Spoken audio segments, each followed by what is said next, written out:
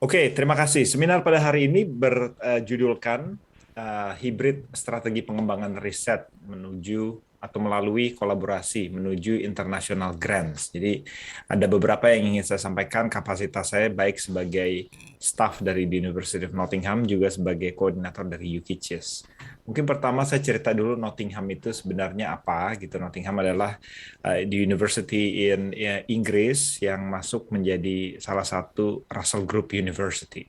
Russell Group University itu mungkin seperti Ivy League kalau di US gitu. Jadi perkumpulan private university yang bergabung di Hotel Russell Group pada waktu itu. Berisikan 20 universitas yang memang memakan lebih dari 2/3 dana hibah riset di Inggris, di ya, UKRI sekarang, jadi Council pemberi dana hibah riset di Inggris. Jadi banyak orang memanggilnya elite universities. Bersama dengan Nottingham ada Manchester, ada Oxford, ada Imperial College, ada Cambridge, Durham, Newcastle, Queen's Mary, dan lain-lain. Jadi Nottingham itu sendiri adalah comprehensive university. Kami ada hampir semua mata pelajaran, jurusan, departemen, kecuali dokter gigi. Gitu. Jadi hampir semuanya dari sospol, arts, business, engineering, medicine, geologi semuanya ada. Gitu. Dan Nottingham legasinya mungkin dipimpin oleh dua bapak ini, satu Sir Peter Mansfield dan satu lagi Sir Clive Granger. Jadi dua ini adalah Nobel laureates, yang satu di bagian kesehatan, yang satu di bagian ekonomi. MRI atau magnetic resonance imaging adalah fasilitas aparatus yang ditemukan di Nottingham, yang olehnya Sir Peter Mansfield dapat Nobel Prize gitu. Ada beberapa keunggulan studi atau riset yang Nottingham clusteri menjadi beberapa yang disebut ini ya, beacons of excellence gitu, beacons of excellence. Jadi masing-masing dari antaranya adalah amalgamasi dari beberapa expertise dari beberapa fakultas, departemen across the universities. Yang satu future food, di mana kita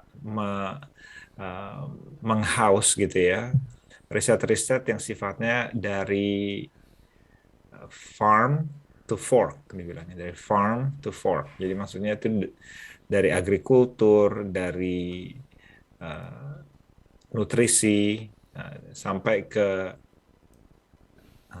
food packaging, sampai ke hal-hal yang sifatnya tuh fork gitu, siap untuk dikonsumsi.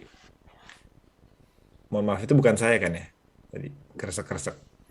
Nah, hal yang lain juga ada di bidang rights lab. Jadi di sini adalah bagaimana caranya menghentikan global slavery, precision imaging, mungkin karena legacy dari Sir Peter Mansfield, tapi juga bukan hanya MRI, tapi juga X-ray CT scan, nanotechnology imaging facilities, dan lain sebagainya. Propulsion futures, ini juga hal yang sangat kita leading di UK maupun di Europe sekarang.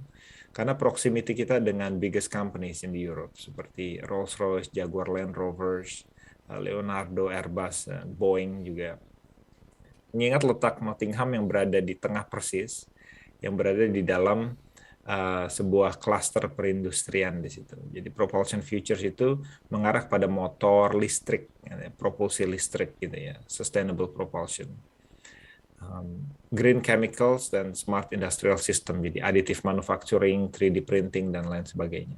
Jadi mudah-mudahan ada yang connect ke interest dari teman-teman, karena memang masing-masing di sini semuanya interdisipliner, jadi elemen bisnis gitu. Saya tadi baca sedikit tentang Instiki yang menitik beratkan pada bisnis, itu memang ada di semuanya gitu. Nanti kalau ada pertanyaan lebih lanjut mengenai contact person yang harus dituju, kalau mau inquire sesuatu bisa akan saya bagikan nanti. Nah, sedikit tentang Nottingham. Sebelum kita nanti masuk ke UK Indonesia Consortium, Nottingham sudah memiliki beberapa kerjasama dengan Indonesia dari setidaknya dari 2017 ketika saya masuk ke Nottingham. Sebelumnya ada, tapi sporadik karena belum pernah ada asisten profesor di situ. Saya masih junior, masih apa ya, lecturer gitu ya. Di Indonesia itu kira-kira sekarang ada 35 sampai 45. Jadi saya nggak tahu karena datanya itu berubah-ubah setiap tahun. Academic tenure professors. Jadi dari level seperti saya sampai yang lebih senior. Ya, guru besar gitu mungkin kalau di Indonesia. Jadi nggak terlalu banyak sebenarnya, karena lebih banyak, saya selalu anekdot, lebih banyak dosen dari Cina atau dari India di departemen saya khususnya, dibandingkan dosen-dosen dari Indonesia di seluruh UK. Tapi Nottingham khususnya lewat dukungan dari KBRI akan diaspora akademik seperti saya, mengadakan beberapa kerjasama yang mungkin bisa saya bagikan dalam bentuk training, dalam bentuk seminar-seminar. Kita actively sending academics to Indonesia di bidang food sustainability, midwifery, health, and sustainable transportation gitu. Jadi di sini juga ada delegasi yang datang ke Nottingham regular ya, apalagi sebelum pandemi gitu, mereka mengadakan training. Di sini ada training dari 4-in-1 Consortium pada waktu itu, University of Ageng Tirtayasa, Jember, Mula Warman, dan Malang ya, misalnya gitu ya. Mereka bergabung dalam konsorsium 4-in-1 namanya. 4-in-1 itu menitik beratkan di studi di bidang tropical disease, biodiversity, food, dan education technologies gitu. Nah, para konsorsium ini, pusat studi ini, ingin tahu bagaimana caranya mereka bisa sustainable secara financial. Ingin tahu bagaimana caranya menelurkan program studi yang baru. Bagaimana caranya berinteraksi dengan industri sehingga membuatnya sustainable financially. Gimana caranya supaya dia bisa menghasilkan publikasi dan menuju kepada impact yang sesuai dengan standar-standar di UK. Pada waktu itu kita sharing best practices gitu. Nah, ini hal-hal yang natural di Inggris dan di Nottingham. Seperti yang tadi saya bilang, sebenarnya beacons of excellence itu adalah pusat unggulan IPTEC gitu. Jadi di dalamnya mereka bekerja sama dengan universitas lain dan punya dimensi interdisipliner yang sangat besar gitu. Nah, selain itu, kita juga mengadakan aktif transfer teknologi dengan Indonesia, terutama di bidang kendaraan listrik dan di bidang sustainable transportation secara general. Jadi baik itu air, udara, maupun darat. Jadi seperti itu. Tadi dibilang ada pendanaan dari Inggris. Sebenarnya pada waktu itu bukan UK CHIS, tapi pendanaan untuk Nottingham. Jadi pendanaan Global Challenge Research Fund. Di Inggris itu ada beberapa skema pendanaan yang digunakan untuk mengakomodasi riset partnership dengan Global South countries, jadi negara-negara sahabat yang berada di Global South. Nah, Indonesia masuk di situ. Jadi pada waktu itu memang saya mengadministrasi pendanaan khusus untuk membentuk EV infrastructures di Indonesia. Nah, di sini mungkin saya cerita sedikit tentang PR yang Indonesia masih harus selesaikan, bukan hanya dari segi penguasaan teknologi di bidang EV, tapi juga regulasi. Jadi kita bekerja sama dengan Kementerian Perhubungan untuk mencoba membentuk regulasi yang pas untuk EV, karena belum ada gitu. Safety standards untuk EV itu belum ada. Lalu regulasi untuk conversion workshop atau retrofitting, sekarang disebut retropowering, bus listrik, kendaraan listrik, motor listrik, itu belum lengkap gitu. Jadi ada beberapa yang kita harus sama-sama selesaikan, bukan hanya terkait masalah teknis tapi non teknis. Belum lagi masalah sosial seperti men-encourage orang untuk menggunakan public transportation. Jadi hal-hal seperti itu yang kita marak lakukan kapasitasnya sebagai peneliti. Nah, jadi di UK ini, tadi saya bilang ada beberapa peneliti seperti saya. Demikian juga ada di University of Warwick, di University of Coventry, Durham, Newcastle, dan lain sebagainya. Tentu mereka memiliki level kesenioritasan yang berbeda-beda, dan attitude atau appetite dari institusi di mana mereka mengajar itu juga berbeda-beda. Dari beberapa yang sudah dekat dengan Indonesia, Nottingham, Warwick, dan Coventry, kami bekerja sama dengan Indonesian Institution, UGM gitu ya, ITB, IPB, dan UI. Jadi 4 universitas di Indonesia membentuk konsorsium. Ini sorry saya kelewatan ini satu. Ini ada beberapa Newton Fund projects yang saya dan beberapa teman-teman terafiliasi di situ bersama dengan IPB dan UGM. Newton Fund itu salah satu pendanaan dari Inggris bersama dengan Global Challenge Research Fund yang digunakan untuk mendukung kolaborasi dengan Indonesia dan diadministrasi oleh British Council. Nah, Ya, nanti saya cerita di sini lebih banyak. Jadi Indonesia Doctoral Training Partnership. Mungkin saya cerita ini dulu karena slide-nya duluan, mohon maaf. Nah, di Indonesia berkat kerjasama yang ada tadi, kita membentuk Indonesia Doctoral Training Partnership. Ini bersama dengan BPK yang pada waktu itu mengunjungi Inggris dalam hal pemeriksaan kinerja Kemenristek Dikti, pada waktu itu Kemenristek Dikti dalam hal penyediaan beasiswa para dosen ke Inggris. Nah, jadi Indonesia Doctoral Training Partnership adalah kerjasama Nottingham dengan Kemenristek Dikti pada waktu itu namanya, dalam penyediaan BPPLN. Kita menyediakan matching funding untuk Indonesian lecturers yang want to pursue PhD studies in the UK. Nah, tujuannya adalah agar para PhD student ini bisa menjadi jembatan.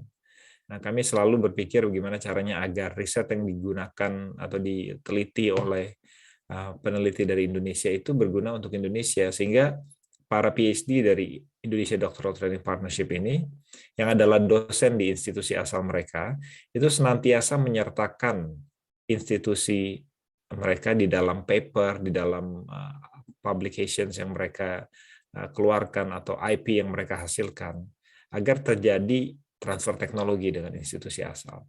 Dan ketika mereka pulang nanti, mereka juga bisa melead gitu, Newton Fund, Global Challenge Research Fund, funding proposals, agar terjadi kesinambungan transfer teknologi di mana mereka menjadi semacam katalis atau agents for knowledge exchange begitu.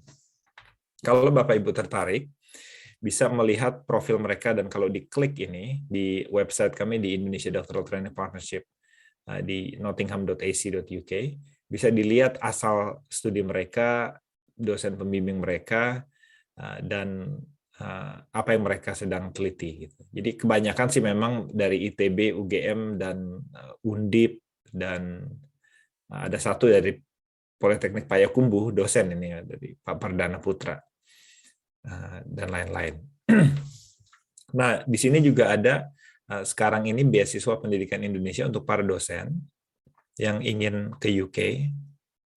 Nah, kalau ada yang tertarik, mohon maaf, untuk ke Nottingham, Warwick, atau Coventry, tentu bisa menghubungi kami, dan posisi saya pada saat ini adalah untuk memberikan akses ke calon supervisor, karena itu yang paling penting untuk mendapatkan letter of acceptance. Jadi, mereka ini sebelum ke Nottingham menghubungi saya dan memberikan kisi-kisi tentang research proposal yang mereka mau jalani selama masa di Inggris, dan saya pasangkan itu dengan para supervisor yang mungkin relevan. Nah, di sini juga ada kerjasama yang lain, seperti kerjasama dengan ISMA Vokasi. Saya nggak tahu Instiki punya program D3 atau D4 atau tidak, tapi kalau ada, para mahasiswanya bisa didanai oleh Kemendikbudristek untuk magang di Inggris, dan itu full didanai. Nah, Nottingham adalah salah satu overseas partner, satu-satunya di UK yang memberikan Scheme A. Scheme A itu adalah program intens sang mahasiswa itu berada di dalam industri selama 1 semester. Gitu. Nah, ada beberapa pelatihan yang kita fasilitasi ini dengan Undip. Jadi dengan Undip itu kita mengadakan pelatihan yang didanai oleh program World Class University Merdeka Belajar. Ini flyer dari Undip, bukan flyer dari kita ya. Nah, mereka bekerja sama meminta untuk mengkurasi 1 SKS lectures tentang interdisciplinary subject yang kemudian dinilai oleh Nottingham, dan juga nilainya itu diakreditasi oleh Undip itu sendiri gitu.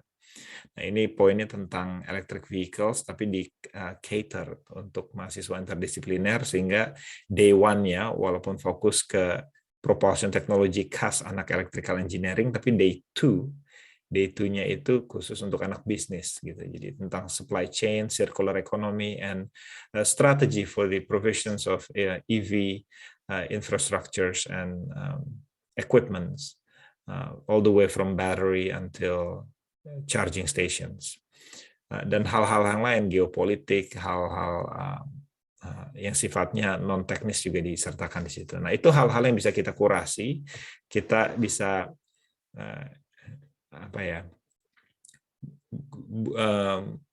gunakan expertise dari para jaringan diaspora akademik yang ada di UK. Ini juga diajar salah satunya oleh staff-staff dari Portsmouth University, dari Imperial, dari Durham, dan lain sebagainya. Oke, nah ini baru ke UKCIS, dan ini mungkin relevan ke Bapak Ibu karena fokusnya adalah kolaborasi riset, dan kolaborasi riset itu butuh pendanaan.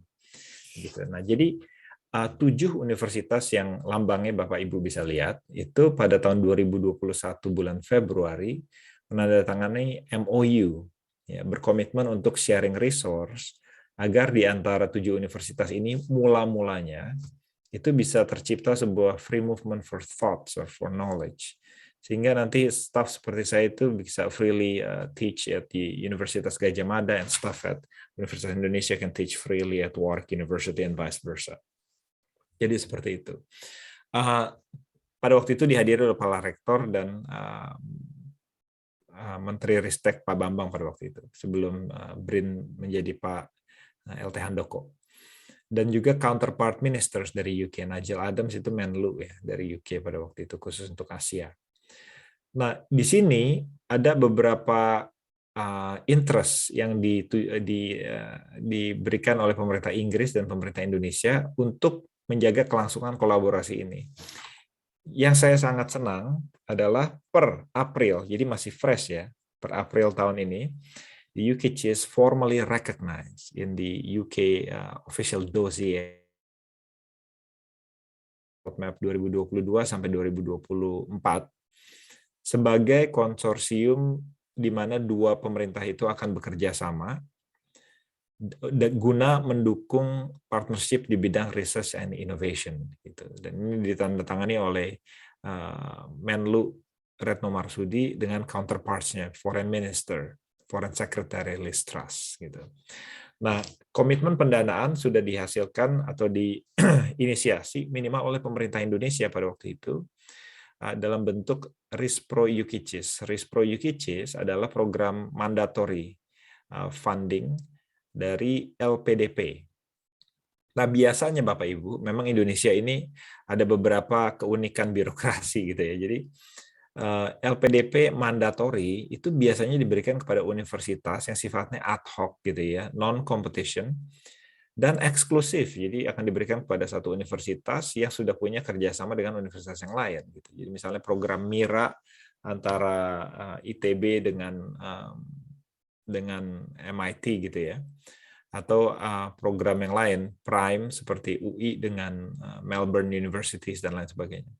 Nah, kita mendapatkan skema yang serupa, tapi kita mau buka itu sehingga menjadi inklusif, sehingga universitas baik mereka yang terafiliasi dalam UKCIS maupun yang tidak atau belum, itu bisa ikut ambil bagian dan menikmati sedikit dari dana hibah ini. Karena memang nggak terlalu banyak, ada hanya $3 million atau 44 miliar rupiah gitu.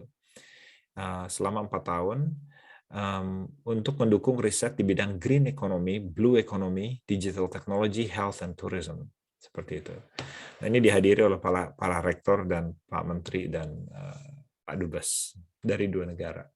Nah, ini bisa dilihat sekarang lagi call for proposals sampai 31 Mei. Jadi deadline itu diundur ya, bukan 16 Mei. Kalau 16 Mei ya nggak ada gunanya lagi saya presentasi di sini.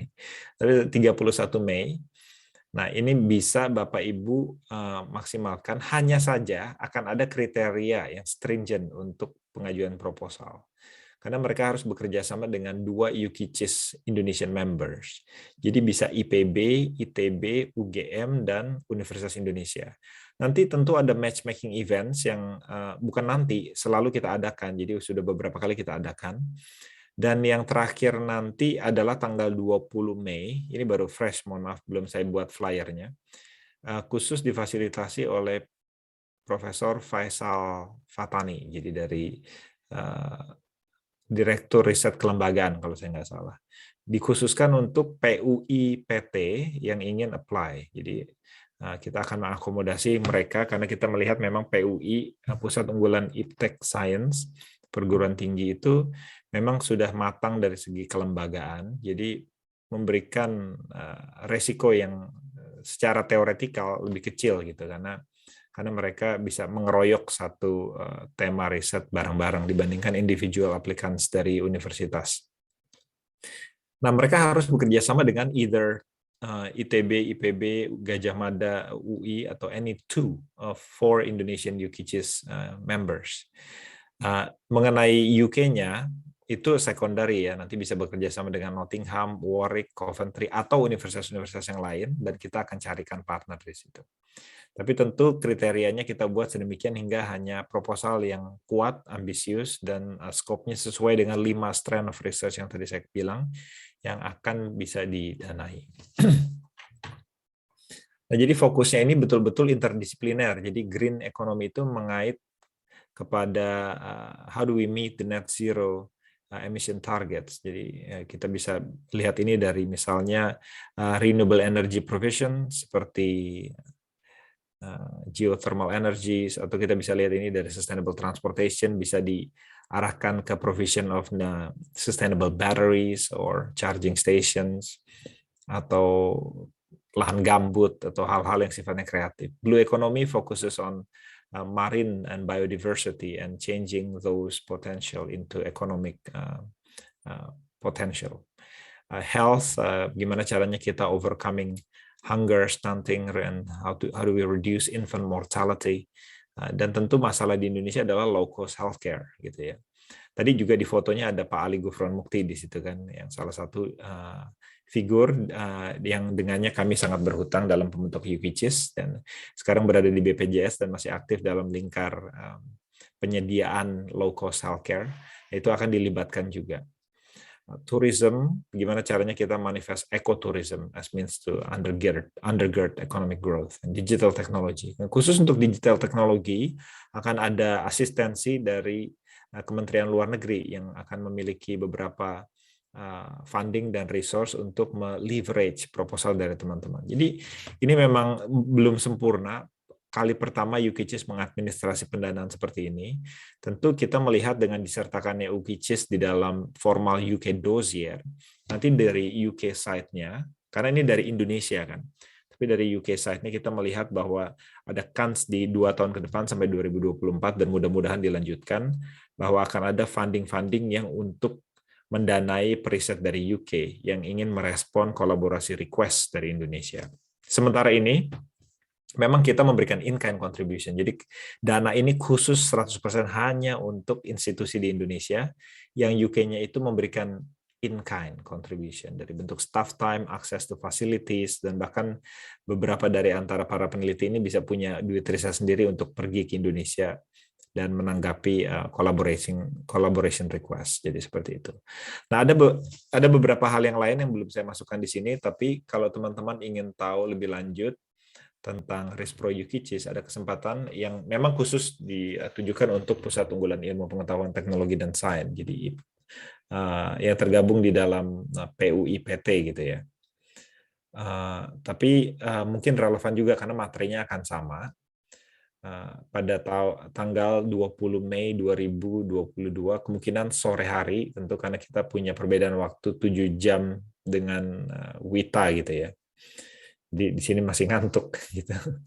Oke, tapi teman-teman tanggal 20 Mei stay tune, bisa lihat di Instagram UKICHIS atau website UKICHIS, senantiasa akan kita, atau sebenarnya di sini website Dirjen Dikti Ristek gitu ya, juga akan dipasang nanti.